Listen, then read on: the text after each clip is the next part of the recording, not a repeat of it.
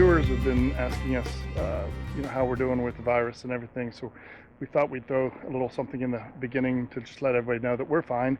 We hope that everybody else is fine as well. We are not in Turkey or Greece or the Med right now. We have, like a lot of channels, we're very behind. 9 months or 8 months About or 9 something? months behind on our videos. Yeah, behind when we were, when we took the video. And however, we're not there anymore. We're actually in Antigua in the Caribbean. We've done the Arc, we've crossed the Atlantic, we've done a whole bunch of other things, and now we're just kind of trying to roll with it the way everybody else is. How's it going? What do you think? Well, we were doing great here in Antigua for the last month, but in the last week, just like everywhere else, things have started to become very cracked down. Quarantines are being put into place. There's been a curfew. The airport's been closed for a week, and we're just trying to get through until the other side of it. Right now, there's a 2-week quarantine going on, and we've got a lot of food, and I think we'll be fine. But it's a little stressful to be here, but I'm sure it's stressful to be where you guys are too. Indeed. So anyway, we'll leave it at that. Everybody's good. Everything's working okay for the moment. And then we'll let you take a look at this episode, the latest one that we have being uploaded. Yeah, so we've got the Turkish guys working to install our new voltage regulator for a 24-volt alternator. It's a little bit of a complex install, so we decided to give it to the actual electricians, offering them whatever parts that I have, and we're just kind of going through the instructions. There's a bit of a Turkish-English lost in translation thing going that we have to keep on top of. Big part of the system is this temperature sensor on the negative post of the battery bank. It's designed to cut the regulator off if it senses, or cut the charging off if it senses too high a temperature there. Now, as you notice here, the covers for our Fisher Panda genset are off, and that means something is afoot. And that something is that I have to admit, I have totally punted on a major job and outsourced it to the folks at the Yanmar Service Center here in Bodrum, Turkey.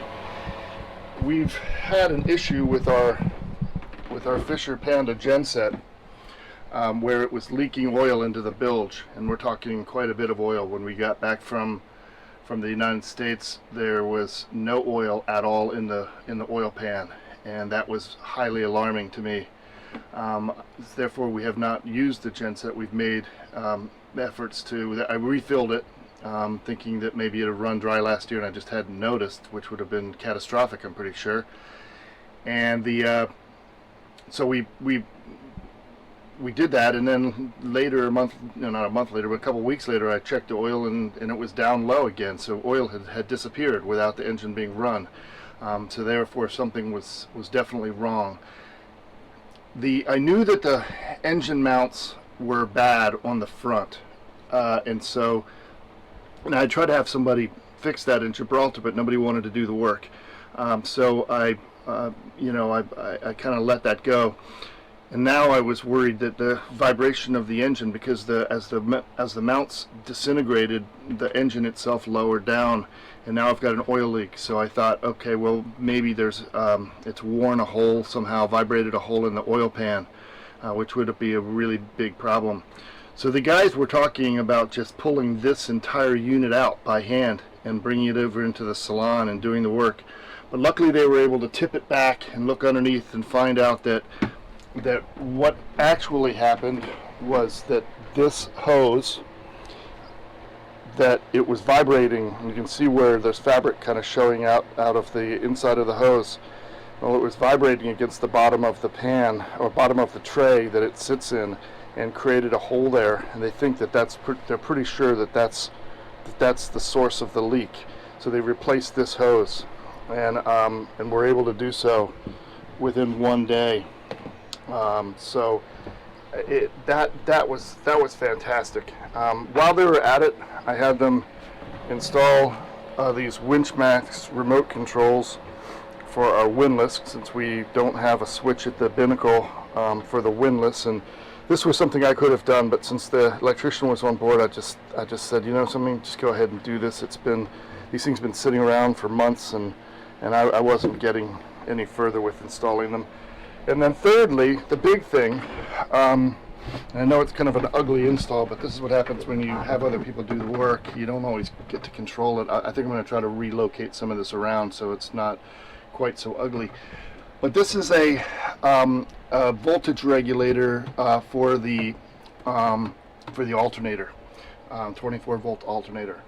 And by installing this, we go from an automotive type application to something more in line with the types of batteries we have, which are gel, Trojan 6-volt gel batteries put in series parallel to achieve a 24 volt system. We have about 420 or so amp hours of power, and now that we've moved our refrigeration to 24 volts, we are going through battery power a lot faster. So getting the batteries to recharge as quickly as possible is an important part of what we're trying to do. We're under engine power. We'd really like to have our 24 volt batteries bank recharged, and not in 8 hours, but in like 2 or 3 hours. And so what this system does is it uses the temperature of the batteries and the temperature of the alternator to control the amount of amperage that's going into the battery, so that basically it'll just keep on sending amps in there until the batteries start to warm up, and then it'll slow it down. It stays on the normal charging curve for gel batteries, which has bulk and float and all that sort of thing, to try to manage the energy that goes into the batteries. So those 3 items are huge. They're not completely done yet. We're also having them look into getting us some solar. If we can get some solar panels on board the boat, that'll also go a long way to allowing us to spend more time in anchorages where we don't have access to electric power off the dock. Well, after an hour or so of playing around with this, I got these wires all put into a terminal block here and kind of cleaned up so that it's a little bit better. They kind of ran this around the outside of the diesel line, and there wasn't an easy way to do it because they crimped 2 wires to 1 at the relay there. So anyway, good enough. It'll be it's good for me. I'm happy with it.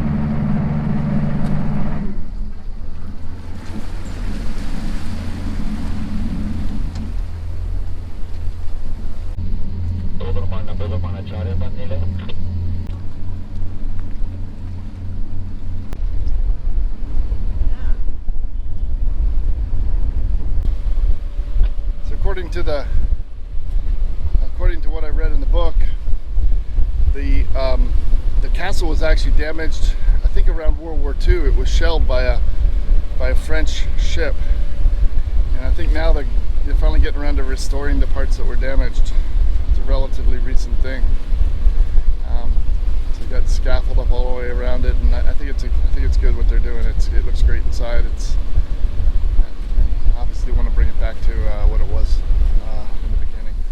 Tell me about my present that you made me. I made Kevin a little memento so that when I ask him to do something, he can have this in his pocket. And when I say, "Will you do something?" he can say, "I will not." Excellent. So last week earlier in the week I should say, I finally made an effort to get myself another fishing rod, and there it is.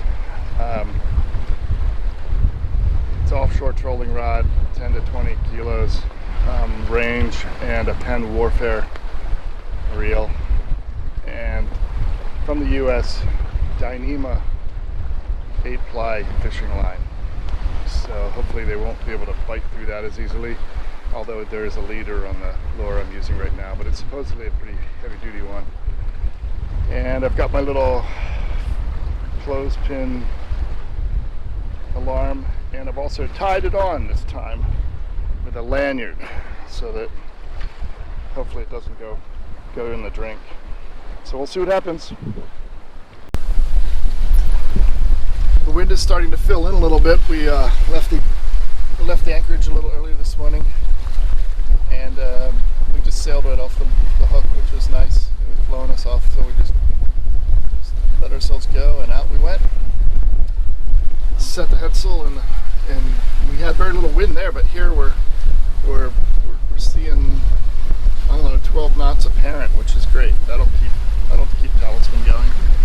We've thrown a preventer on the boom, although we're really not rolling at all and very little danger of jibing, but still it's good practice. And we're seeing about 5.7 knots through water and 5.7 knots speed over ground, so we're doing pretty good. I will show you again. So, when you're trying to learn how to do the alpine butterfly knot. what are you talking about? Kevin, this is how you do it. You come across, then you bring the next one over, and through. I don't know how many times I've showed this to you. Why can't you just get this knot straight? There it is, see? Now if you would just pay attention and learn this knot, everybody would be happy. You're going to get beaten in about 1 second.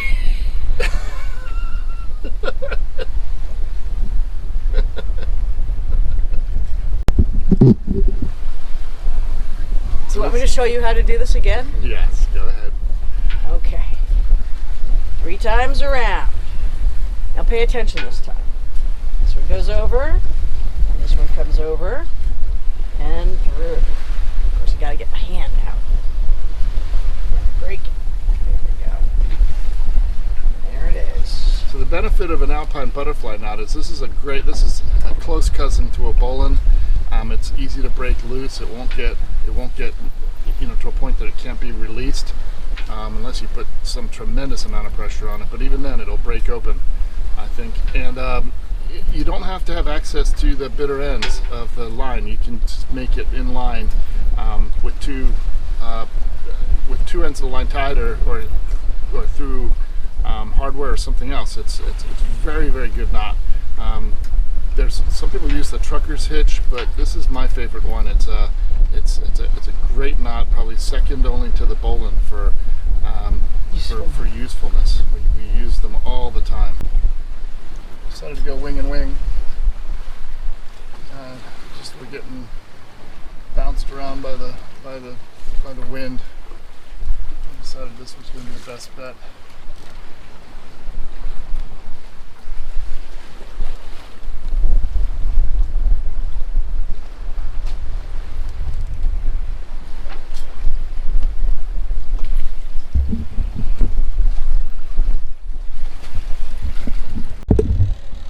I have responsibility for the laundry, so I just wanted to show the difference between my laundry and Kevin's laundry. Which person should be doing the laundry, do you think, based on the volume of laundry that they generate? Wendy or Kevin? So the idea here is we have to put a more burly fuel filter on this engine. We got word from our friends John and Anna that theirs had problems when the injectors got dirty, and they recommended going with a more heavy-duty fuel filter. So I was able to pick this up at a channelry, and I'm gonna install it now.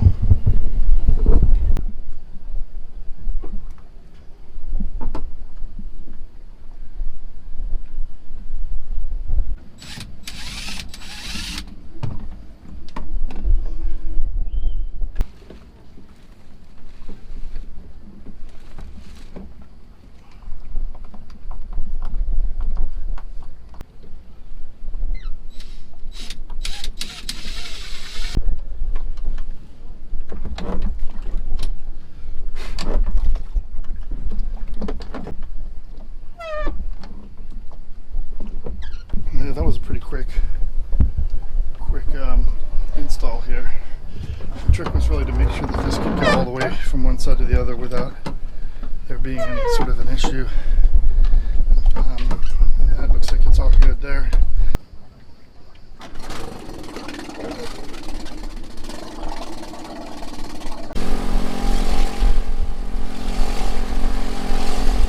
Looks like it's broken. The lens, yes. Damn it, Jim. That pretty much bites. Yeah, that's what happens when you smash the things around. Okay, well, notwithstanding the broken UV filter, this is Bodrum, This is Bodrum. along in the restaurant area. It looks, To the castle. we're walking to the castle. We just had lunch at the Irish pub, and that was fun.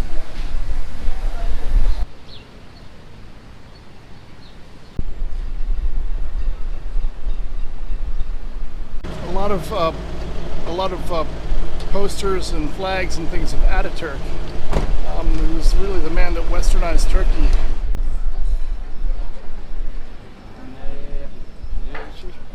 Check out the varnish work on this boat.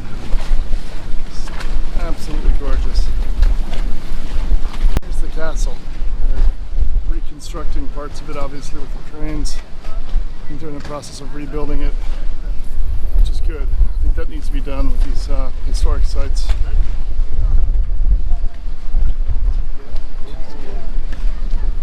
There's the Maltese Falcon, which we keep coming across everywhere we go. At anchor, you can see the whitecaps. Valtemi fills in hard here, and there's a pretty good anchorage out here, but it is somewhat exposed. There's Wendy. Beautiful Wendy. Wendy touring castle.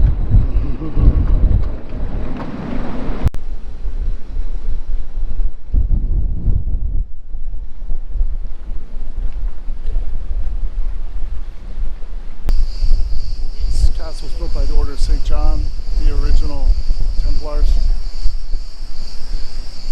So you know it wasn't a Muslim shrine. These are from an Ottoman shipwreck that they excavated various things that they found on board. And so a section of the boat here.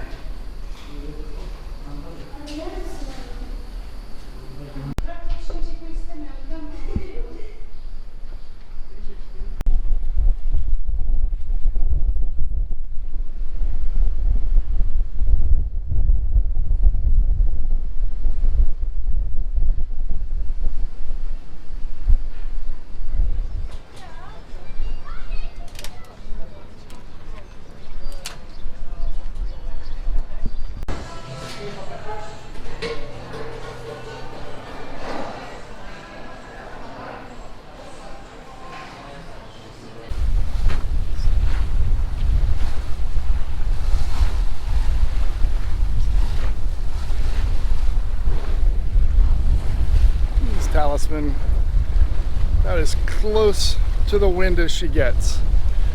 We're at probably 40 degrees, 38, something like that. But the wind started to come around for us, and it's looking great. We can't bear off, or we're gonna miss the headland.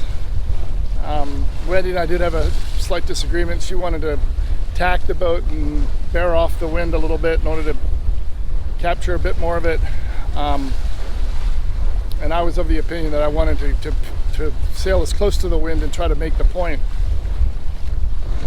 She feels that we have too much leeway going on, and I'm liking the leeway that we have, so we have a total difference of opinion, and that sometimes happens when you have two skippers on board.